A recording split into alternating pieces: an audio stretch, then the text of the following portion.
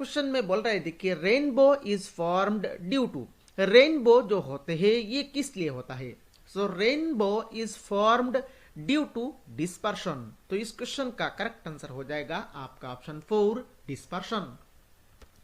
Next question में बोल रहे देखिए density of water is maximum at, density of water कहां पर मैक्सिमम होता है? So density of water is maximum at 4 degree Celsius. तो इस क्वेश्चन का करेक्ट आंसर हो जाएगा आपका option 3 4 degree Celsius. Next question में बोल रहे देखिए an oil drop spreads over water because, यहां पर बोला जा रहा है मान लीजिए यहां पर हमारे पास कुछ वाटर है और उस कुछ वाटर में जब हम लोग कुछ ऑयल ड्रॉप डालते हैं तो ऑयल क्या होता है वाटर में पड़ने के बाद वो स्प्रेड हो जाता है। तो वो क्यों होता है?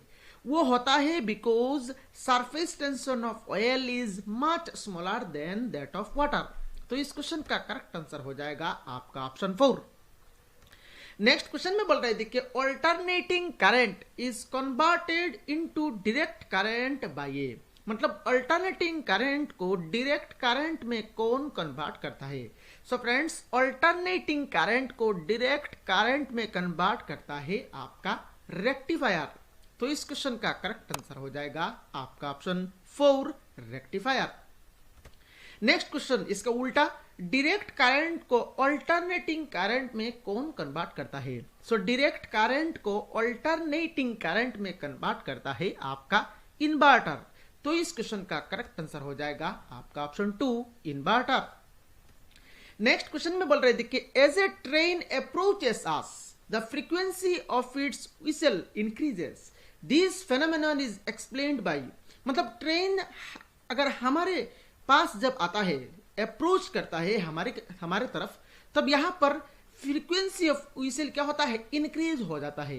तो ये जो फेनोमेनन है ये किस लॉ की यूज करके हम लोग इस फेनोमेनन को एक्सप्लेन कर सकते हैं? तो ये किया जा सकता है आपका डॉपलर इफेक्ट थ्योरी से, यहां पर इसको हम लोग एक्सप्लेन कर सकते हैं।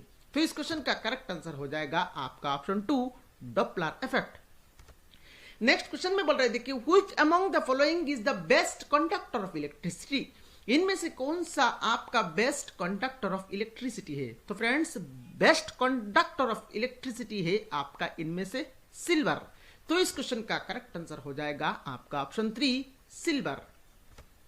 नेक्स्ट क्वेश्चन में बोल रहे देखिए what is the SI unit for power of lens, power of lens का एसआई यूनिट क्या है? तो पावर ऑफ लेंस का एसआई यूनिट है आपका डायोप्ट्री। तो इस क्वेश्चन का करेक्ट आंसर हो जाएगा आपका option 3। Next pascal is the SI unit of, तो पास्कल किसका एसआई यूनिट है? तो pascal is the SI unit of pressure. तो यहां पर इस क्वेश्चन का करेक्ट आंसर हो जाएगा आपका ऑप्शन 1 प्रेशर। नेक्स्ट क्वेश्चन में बोल रहे देखिए which of the following has longest wavelength in electromagnetic spectrum, इनमें से किसका आपका सबसे लंबा वेवलेंथ होता है?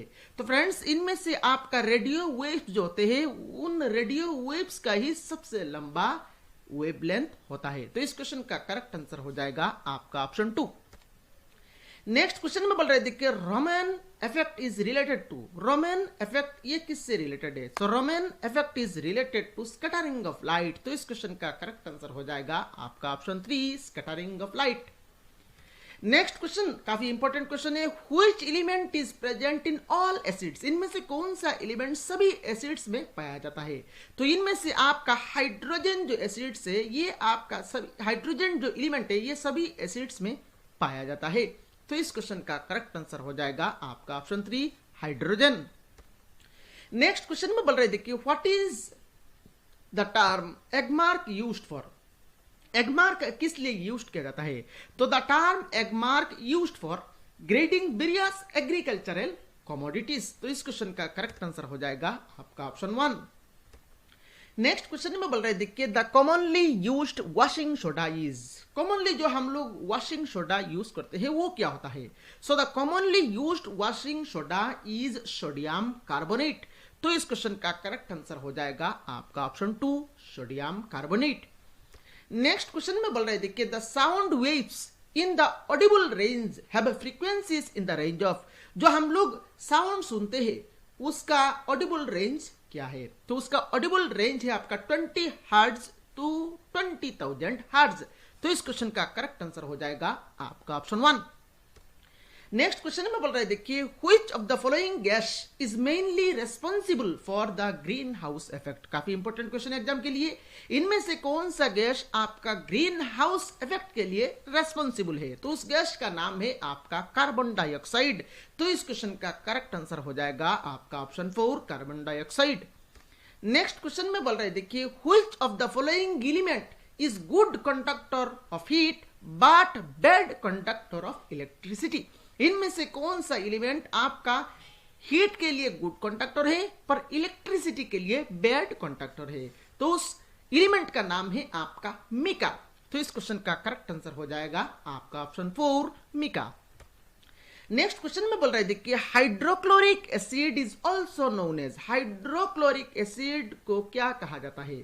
So hydrochloric acid is also known as muriatic acid. तो इस क्वेश्चन का करेक्ट आंसर हो जाएगा आपका ऑप्शन 1। नेक्स्ट क्वेश्चन में बोल रहे हैं, देखिए acid present in vinegar is. Vinegar में जो एसिड रहता है उसको क्या कहा जाता है? तो विनेगर में जो एसिड रहता है उसको कहा जाता है आपका एसिटिक एसिड। तो इस क्वेश्चन का करेक्ट आंसर हो जाएगा आपका option 4 acetic acid. Next question में बोल रहे हैं, देखिए laughing gas is. Laughing gas को क्या कहा जाता है? तो laughing gas is nitrous oxide. काफी इंपॉर्टेंट क्वेश्चन है एग्जाम के लिए। तो इस क्वेश्चन का करेक्ट आंसर हो जाएगा आपका ऑप्शन 1 नाइट्रस ऑक्साइड। तो फ्रेंड्स, यहां पर अगर आपने अभी तक इस वीडियो को लाइक नहीं किया तो जरूर से जरूर लाइक कर लीजिए। चैनल को सब्सक्राइब नहीं किया तो सब्सक्राइब कर लीजिए। नेक्स्ट क्वेश्चन में बोल रहे हैं, देखिए who is known as father of medicine. इनमें से किन को फादर ऑफ मेडिसिन कहा जाता है? तो फादर ऑफ मेडिसिन कहा जाता है आपका हिपोक्रेट्स को। तो इस क्वेश्चन का करेक्ट आंसर हो जाएगा आपका ऑप्शन 2 हिपोक्रेट्स। नेक्स्ट क्वेश्चन में बोल रहे हैं, देखिए largest internal organ of human body. Human body का सबसे बड़ा ऑर्गन कौन सा है? तो ह्यूमन बॉडी का सबसे बड़ा ऑर्गन है आपका लिवर। तो इस क्वेश्चन का करेक्ट आंसर हो जाएगा आपका ऑप्शन 3 लिवर।